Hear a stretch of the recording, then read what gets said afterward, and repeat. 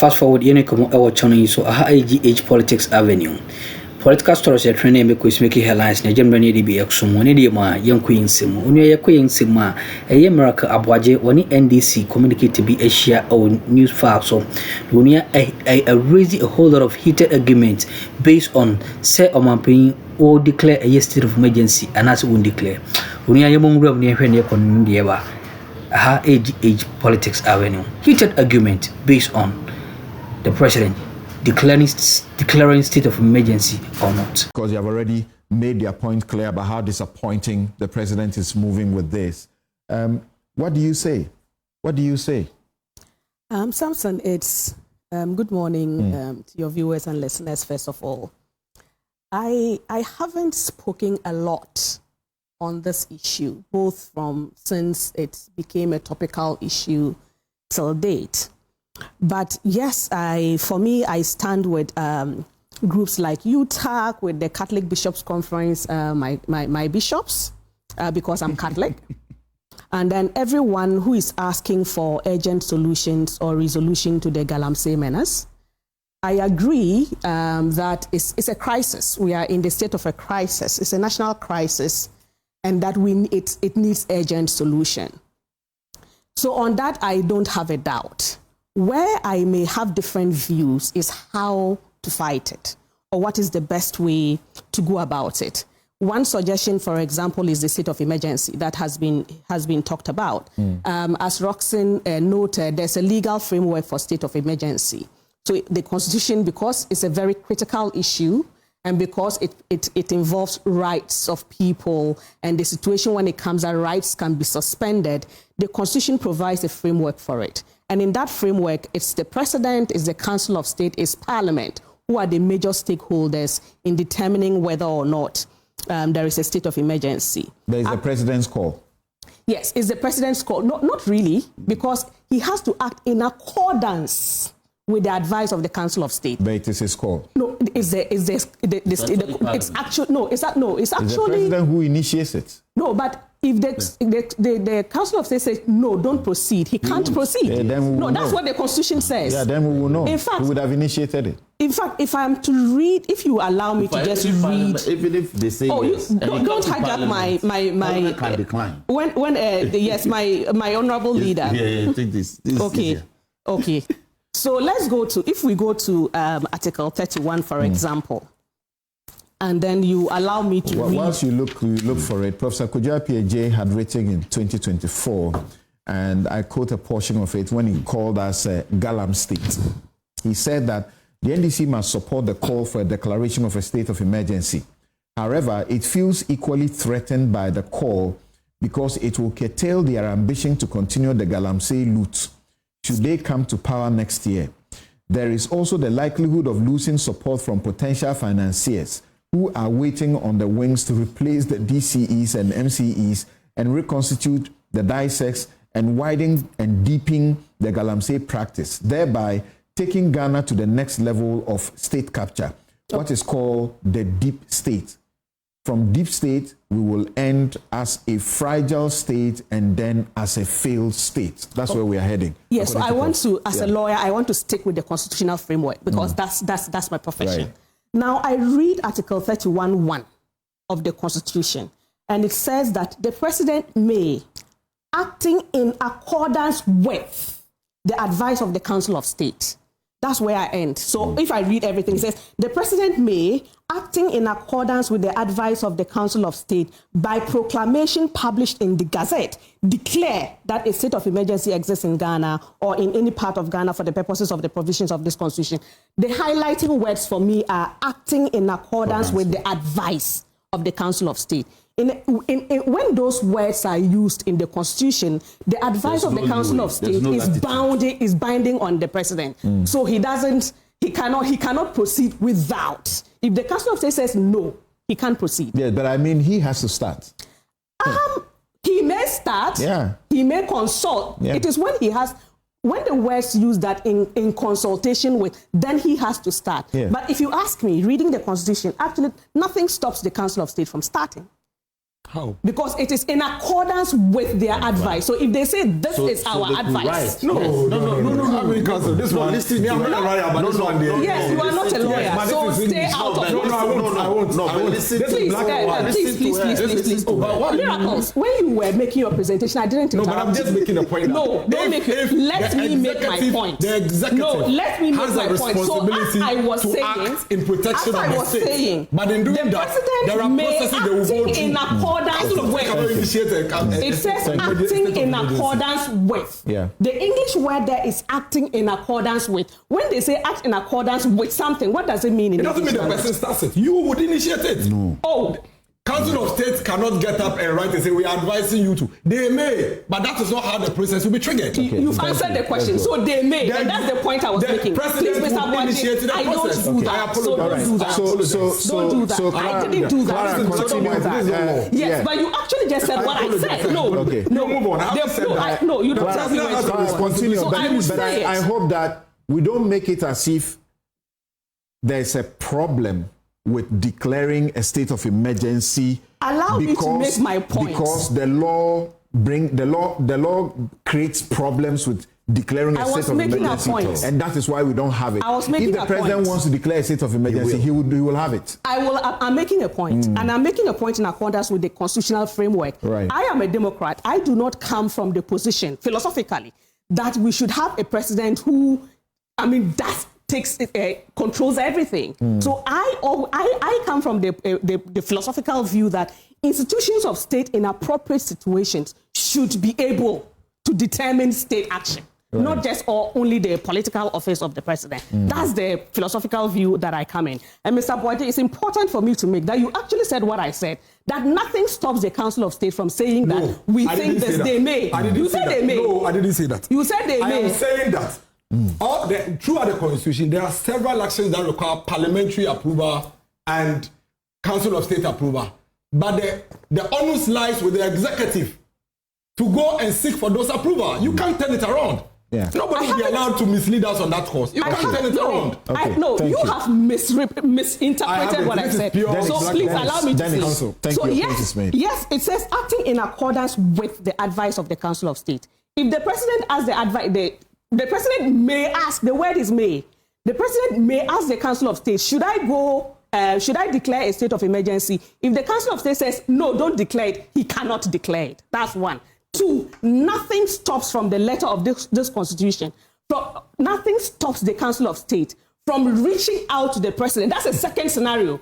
Nothing stops the Council of State from reaching out to the president that we think that there is a case for a state of emergency to be declared. So for me, there are two instances. One, the president can go to the Council of State. If it says yes, he may proceed. If the Council of State says no, he cannot proceed. Two, the Council of State can go to the president and say that we think you should declare a state of emergency. In my understanding of this Constitution as a lawyer, it says that their advice is binding on the president, and then he may declare, make the promulgation. So that's one. Now, number two. Be binding? Number two, it didn't say advice. It says acting in accordance with. No. Because you just said they can advise and the advice is binding. Yes. That's why he's coming to say it. The Supreme Court has pronounced on that. Advice is not binding. But it says acting in accordance. Thank you. It says acting in accordance. The point he's making, which is clear, if which you is are not a lawyer, don't expect to understand this is black and white. This is not law. And we wouldn't have been going to school to discuss law. This is law. Lady and gentlemen, this is common sense. It's there, clear, black and white. What are you talking about? This is not law. So I don't want us. Let's be careful. Let's be careful in measuring on what we shouldn't measure on. Thank you. Because there's no dispute. There is. No. You don't know what I'm going to say. There's no dispute that if the president wants to declare a state of emergency, he can initiate the process. But he will need the advice of the Council of State, as Clara says, to be able to proceed. And even that, it will be for a period of 7 days, and then Parliament will need to confirm. In fact, after 2 hours, he has to go to Your viewers are watching. Listen. Thank you. No, Council, listen. The point is being made as if the Council of State please. actually declare a state of emergency. I did nobody said that. Nobody said that. Okay, so then let's establish something. Nobody said that. Nobody said that. Ultimately, the person that declares a state of emergency is the president. That point is clear. That's not in doubt. Then what are we discussing? So if you keep quiet and let me make my point, you will understand what we are discussing. So you wait until you think you have understood me. So one, we are talking about the parties involved. The parties involved are three: the President, Council of State, and Parliament. The President, of course, cannot act if the Council of State says no. The declaration will be done by him, but he's not the sole party to do the declaration. That's one. Number two, there are circumstances in the framework under which you can declare a state of emergency. One is natural disaster, any situation in which any action or any action is taken or is immediately threatened to be taken by any person or body of persons, which A, is calculated or likely to deprive the community of the essentials of life, or B, renders necessary the taking of measures which are required for securing the public safety. So there are the circumstances, natural disaster, the situation I just talked about. What does that tell you? It talks about the essentials of the services and essentials of life to the community. That tells me that in the absence of a natural disaster, and which this is not a natural disaster, the community in which the state of emergency must be placed, their views cannot just be ignored. Now, in all of this debate that I have heard, in all of the activism that I support, I haven't heard the communities in which the state of emergency is supposed to be placed. I haven't heard anything that the communities have said, that they actually also want a state of emergency. Should they want it? Let me make my point. So allow me to make my point. I'm driving to a conclusion. So one, those are the circumstances. And as a Democrat, I do not think that we can just ignore the communities. But that's not just it. What that tells me is that there is more than meets the eye when it comes to Galamsey. Because if the communities are not saying anything, it tells me that there is more than meets the eye. In fact, some communities have demonstrated about how their communities are being devastated. Yes. Right. But we all agree that there is more than meets the eye. Mm-hmm. I'm sure on that we are all agreed. Now, the history of the Galamsey fight, Mr. Abuaji in his presentation made that history, which is very helpful. Now, if I take that history and then add upon it, of course, we've had Operation Vanguard by the President, President Nana Akuffo. He put his presidency on the line. After that, Mr. Abuaji talked about, I think, Operation Halt. Yeah. Then there was the gruesome murder. I'm sure we all remember the gruesome murder of the valiant Major Mahama. Yeah. We come to the current regime's President Mahama's Air Force. We come to the IGP's anti-Galamsey force. We come to the Minister of Lands and Natural Resources, National Anti-Mining Operations Secretariat, among others. What has happened? What I have learned from all of them have failed. I don't think there's a dispute that they have all failed. There's a dispute. He says it's too early. In my opinion, they have all failed. It's too early. It will take time. In my opinion, they have all failed. Now, what I learned from all of these failures is that ad hoc solutions are not going to address the problem, one. And number two, there is a lot, much more than meets the eye. We can all do the talking. I'm sure that even some of those benefiting heavily from Galamsey are also doing the talking. And the truth is that if you go and arrest the boys who are there, the boys and girls who are there doing, I'm sure the very next day you will have another fresh one, because the financiers would have an endless supply of labor.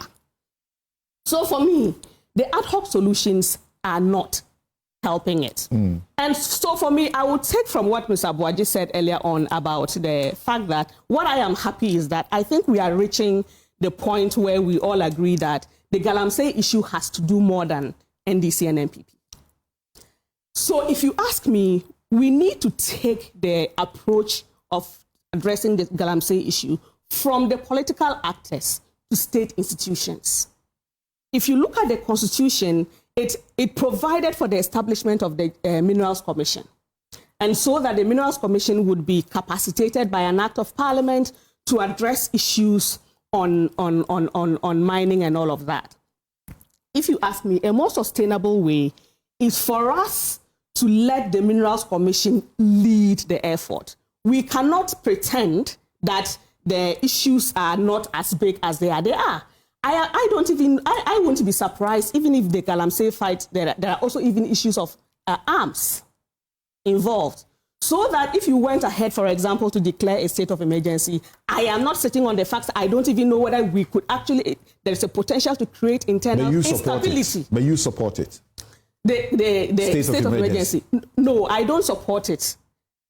I don't say do it or don't do it because I don't have the information. I don't like to make... I thought you said you support the Catholic bishops and the rest of them. I support the urgent needs to address the problem. You're also a member of UTAC. Yes, I support the urgent needs. UTAC says do it now.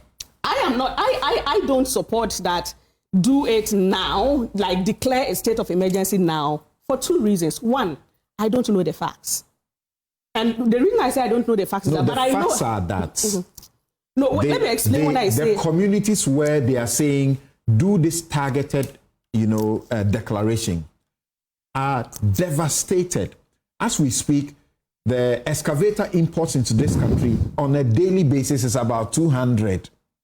The government says, this is really bad. So it has put a ban on excavator import. And it's now looking for places to keep them. As they are transporting them to some military place, we are getting information and even evidence that while the transportation is going on, some are being diverted, as in released to the owners.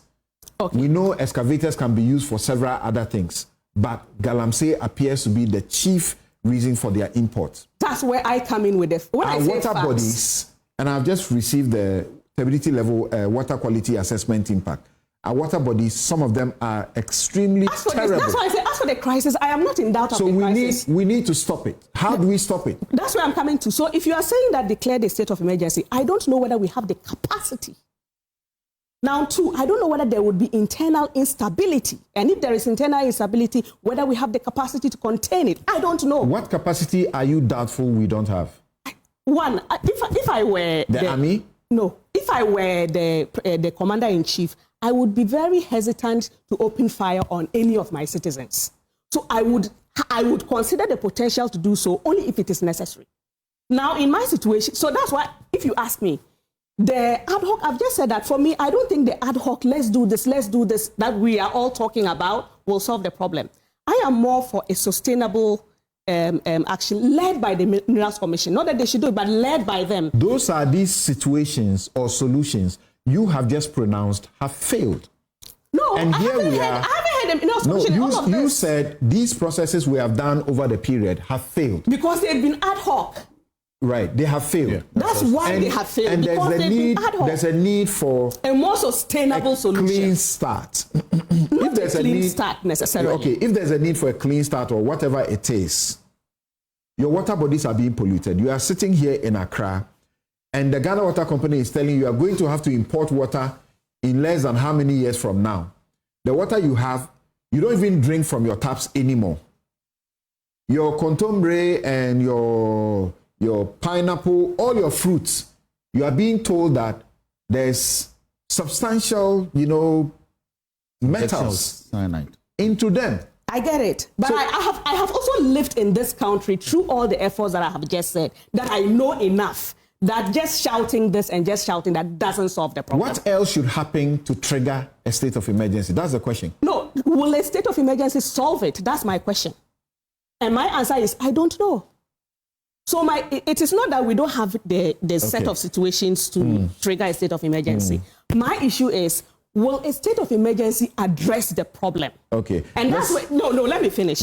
So, and that is where I am not very sure, because I don't know. I am not sitting on the facts. I don't know whether in fact it will. I don't want another situation where we do that one, then we come back here like we've been doing. So we start this operation, it doesn't work, we come back here. This operation, how many operations do we want to start? You know when we ban small-scale mining? After 7 days, then you go to Parliament. How long are we going to have a state of emergency? One, and two, will it address the problem? So I want a more sustainable solution. And that more sustainable solution is what I say that let's let state institutions work. So let's capacitate the Minerals Commission. Let them do 5 things. I would want to see comprehensive and credible data. I would want to see a holistic consideration of the issue from all perspectives. Us, the illegal miners, They are real bosses. I am not convinced that these financiers are some small people sitting somewhere that you can just override like that. We need to consider all of the perspectives in all of that, including China. Let's have discussions with China because we also know the issues that come in from the Chinese. Then let's see a document that provides a roadmap for two things. One, short-term solutions to address this problem, and then one, a long-term, more long-term, because before our independence, right from the colonial days, mining has always been an issue. I don't think this is I'll go to the Most Reverend Joseph Osei-Bonsu, Emeritus Bishop of Konongo, Mampong Diocese. Thank you very much, Bishop, for joining us, and thanks for your patience.